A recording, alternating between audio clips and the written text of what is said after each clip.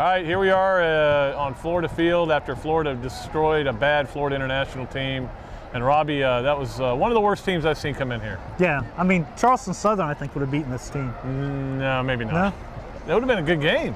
Yeah. They ought to make that a bowl game. We'll call it the Stinky Bowl and see which one of those two teams will win. But yeah, it was fun for the team. It was fun for the players. Yeah. And I was talking to somebody about this before. It's not supposed to be fun for us to cover. It's supposed to be fun for the fans, and they got to see all their guys that they've been hearing about. And now there'll be a whole new Amarius Hines movement to get him in the games. Yeah, and for the first time since August, Pat, you feel no pressure on these guys. They didn't have the pressure. It's been the grind, the SEC grind, right. Week after week, drive after drive. It's been just too much pressure. Now they kind of just kick back, relax, and you get to see John Brantley throw the ball, zip it around Florida Field, which, he looked really good. The young receivers look good, and the biggest concern coming out is the injuries on the offensive line, and Carl Johnson in particular.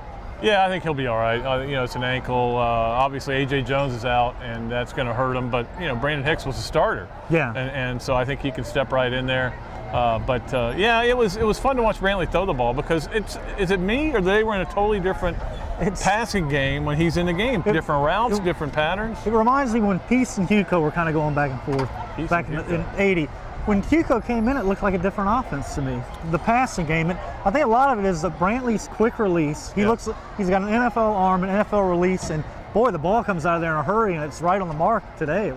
He was extremely sharp. Yeah, or maybe 94 Werfel Dean. It always seemed when he put Werfel in there, it was a totally different offense that he was calling. But it worked really well, and I think that's one thing you took out of this game is. As Tebow said, there's going to be some talented dudes out there in the field next year. No question. That's the result of all the recruiting Myers done. Young guys waiting for a chance. You get your chance to make a play like Hines and Hammond did today.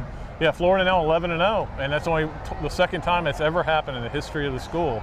So there's certainly a historic mark there. Tim Tebow goes past Kevin Falk and breaks the SEC mark for most touchdowns responsible for scoring. Is that what it is? Yeah. Something like that. Anyway, he broke a record.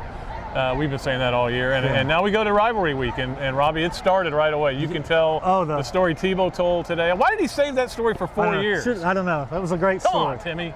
Should we tell it to him now? No, because we don't know how we're going to use it yet. But it's a good FSU anecdote with little Timmy Tebow when he was a little kid. Was he that little? Yeah. 96, he would have been how old? Like 7 years old? 13, maybe about 8, yeah. He made him rake the leaves and mow the yard when he was 8? Yeah. Did you have to do that? Well, if you're a good, strong country boy, that's what you do. If you're on the farm. So clearly you weren't doing it. Oh, yeah, I was. Barefoot. In the snow. You had to walk 10 miles to get the lawnmower there. Oh, that's true. Yeah. All right. And then 5 more to get the gas to put in the lawnmower. On that note, we'll say sayonara. We'll see you next time. Big week this week. Yeah, FSU. it's a huge week. FSU with a big win today. Came from behind. They're bowl eligible now, 6-5.